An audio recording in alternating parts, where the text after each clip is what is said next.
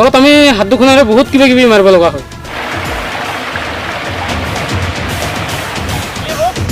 তোৰ মূৰটো কেলা আবে দামটো কওঁ না বে কি বাল বকি আছ কেলা